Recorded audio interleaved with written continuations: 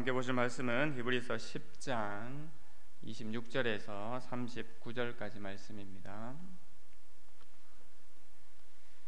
신약성경 히브리서 10장 26절에서 마지막 절 39절까지 말씀을 함께 보시겠습니다. 말씀을 봉독하겠습니다. 26절입니다. 우리가 진리를 아는 지식을 받은 후 짐짓 죄를 범한즉 다시 속지 않은 죄사가 없고 오직 무서운 마음으로 심판을 기다리는 것과 대적하는 자를 태울 맹렬한 불만 있으리라. 모세의 법을 폐한 자도 두세 증인으로 말미암아 불쌍히 여김을 받지 못하고 죽었거든. 하물며 하나님의 아들을 짓밟고 자기를 거룩하게 한 언약의 피를 부정한 것으로 여기고 은혜의 성령을 욕되게 하는 자가 당연히 받을 형벌은 얼마나 더 무겁겠느냐. 너희는 생각하라. 원수 갚는 것이 내게 있으니 내가 갚으리라 하시고 또다시 주께서 그의 백성을 심판하리라 말씀하신 것을 우리가 아노니 살아계신 하나님의 손에 빠져 들어가는 것이 무서울진저 전날 너희가 빛을 받은 후에 고난의 큰 싸움을 견디어낸 것을 생각하라. 혹은 비방과 환난으로서 사람에게 구경거리가 되고 혹은 이런 형편에 있는 자들과 사귀는 자가 되었으니 너희가 갇힌 자를 동정하고 너희 소유를 빼앗기는 것도 기쁘게 당한 것은 더 낫고 영구한 소유가 있는 줄 알미라.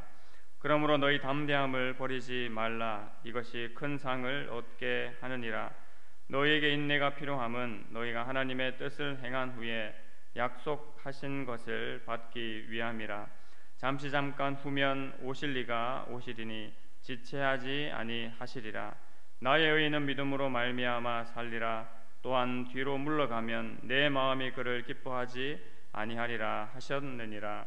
우리는 뒤로 물러가 멸망할 자가 아니요 오직 영혼을 구원함에 이르는 믿음을 가진 자니라. 아멘. 오늘 히브리서 10장 마지막 부분 말씀을 함께 살펴보면서 하나님께서 우리에게 주신 새 언약의 그 유익을 굳게 잡아야 되는 그 말씀을 함께 받고자 합니다. 히브리서 10장 19절에서 39절까지 어제 살펴본 본문에서 마지막 절 39절까지는 1절부터 18절까지 10장 1절부터 18절까지의 내용과 연결성을 가지고 있습니다. 1절부터 18절까지 하나님께서 우리에게 주신 새 언약의 법을 우리에게 잘 설명해 주셨죠. 하나님의 법을 하나님의 백성들 마음과 생각 가운데 기록을 하시겠다라는 그 새 언약의 말씀을 우리에게 허락해 주셨는데 그것으로 말미암아 하나님께서 다시는 우리의 죄와 불법을 기억하지 아니하시겠다라는 말씀이었습니다. 다른 말로 하면 하나님께서 주신 새 언약으로 말미암아 우리가 얻게 되는 놀라운 유익을 이야기한 것이지요. 내 법을 그들의 마음에 두고 그들의 생각에 기록하리라. 이 말씀을 수없이 저희가 계속해서 확인을 했습니다. 이것은 어떤 의미이겠습니까? 하나님의 법을 우리의 심령과 마음에 두시겠다, 우리의 생각에 기록하시겠다라는 이 말씀은 바로 우리의 심령 속에 하나님을 기뻐하는 마음을 주시겠다라는 의미입니다. 그래서 하나님께서 기뻐하시는 일을 하나님의 백성인 우리도 기뻐하면서 즐거워하면서 행할 수 있게 된다라는 의미인 것이죠. 하나님께서 기뻐하시는 일을 따라서 우리가 즐거워하며 행한다. 우리가 생각만 해도 좋은 것이지 않습니까? 그리고 우리가 부족한 삶을 살지만 그 하나님의 뜻이 우리의 심령과 마음 가운데 그리고 우리 삶 가운데 나타날 때 그 기쁨이 얼마나 기쁜지 우리가 이미 경험하고 잘 알고 있으리라고 믿습니다.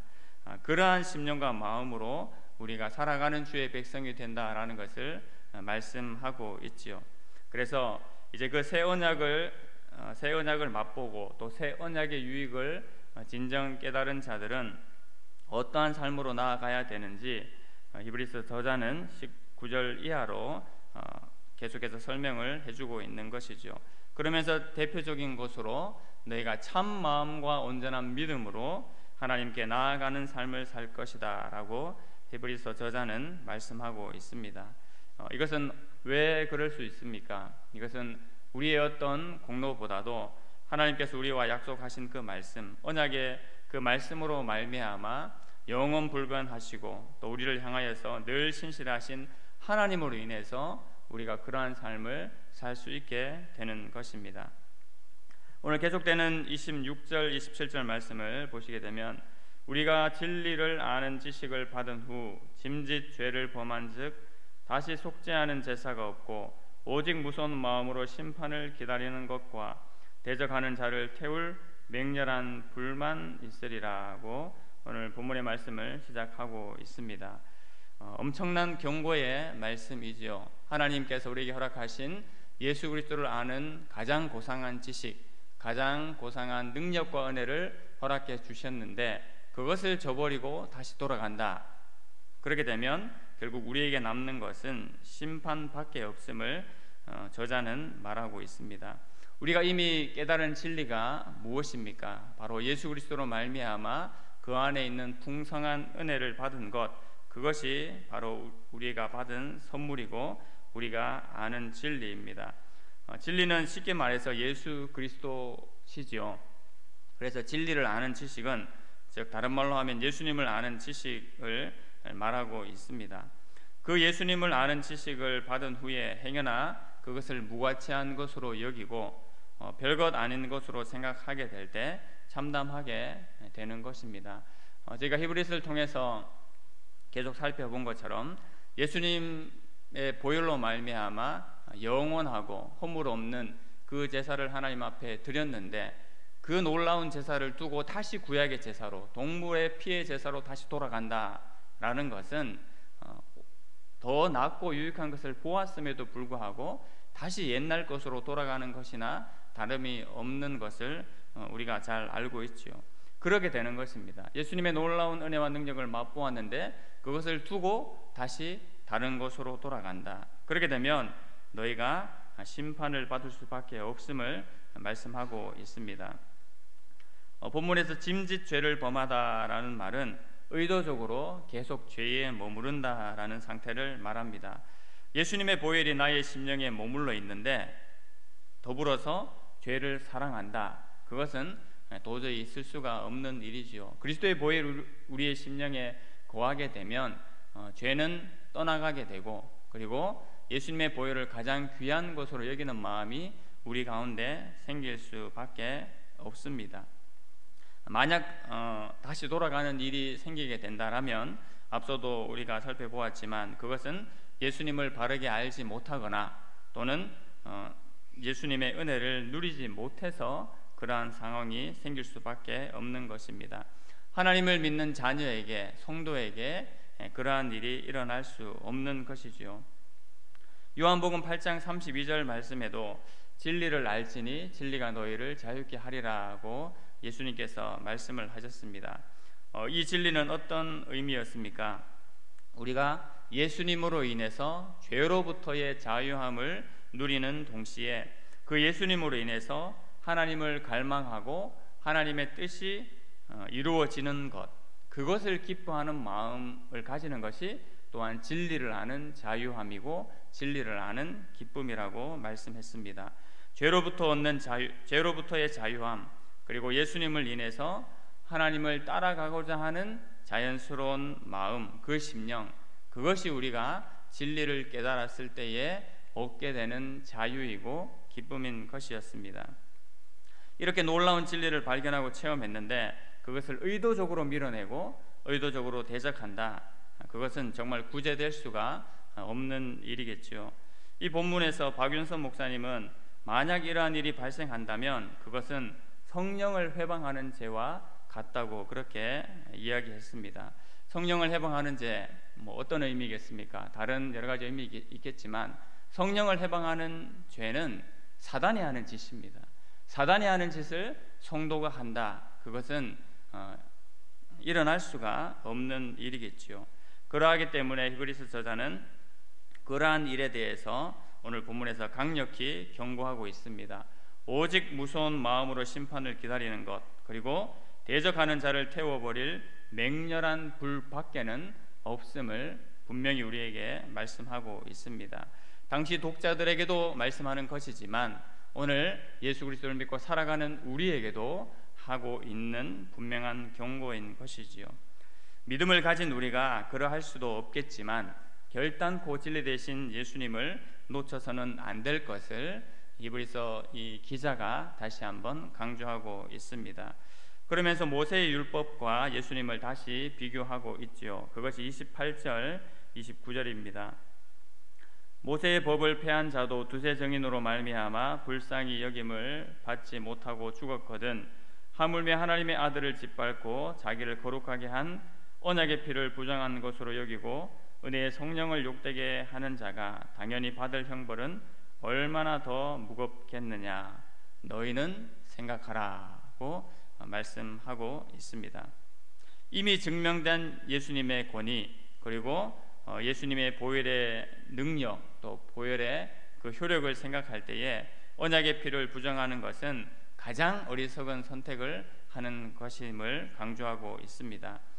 가장 능력 있고 가장 온전한 것이 무엇인지 이 히브리서 저자는 이 10장까지 오면서 여러 번 내용들을 통해서 확증을 했기 때문에 구원의 능력과 은혜에 있어서도 그러하고 또 심판의 무서움에 있어서도 그러하다라는 것을 이야기하고 있죠. 너희가 살아계신 하나님의 손에 있는 것이 어떤 의미와 결과를 낳는지 기억할 것을 역시 말씀하고 있습니다. 계속되는 32절 말씀에요. 전날에 너희가 빛을 받은 후에 고난의 큰 싸움을 견디어낸 것을 생각하라고 계속해서 말씀하고 있습니다. 이 편지를 받는 독자들이 비록 연약하고 또 단단한 음식을 먹을 수 없는 그런 수준에 있기는 했습니다만 그럼에도 불구하고 너희가 지금까지 그 믿음을 잘 지켜왔고 또 지금까지 받는 그 고난과 핍박을 견디면서 지내온 것을 생각하라고 말씀을 하고 있는 것입니다. 우리가 받은 것이 무엇입니까? 이 독자들도 그러하고 빛 대신 예수 그리스도를 분명히 받았지요. 그것 때문에 우리가 견디어 오고 이 믿음을 지켜냈다고 했습니다. 그래서 32절 이하 말씀에는 너희가 어떤 일들을 겪었는지를 이야기를 해주고 있습니다. 세번역 성경으로 보면 이렇게 말씀하고 있는데요. 여러분은 때로는 모욕과 환난을 당하여 구경거리가 되기도 하고 그런 처지에 놓인 사람들의 친구가 되기도 하였습니다 라고 그렇게 말합니다. 고난을 받는 것이 직접적으로 내가 모욕과 환난을 당하는 것도 고난을 받는 것이지만 여기에서 말하는 것은 그러한 형편에 그러한 고난의 형편에 놓인 사람들의 친구가 되는 것도 역시 고난에 동참하는 것과 같은 의미를 가지고 있음을 말합니다.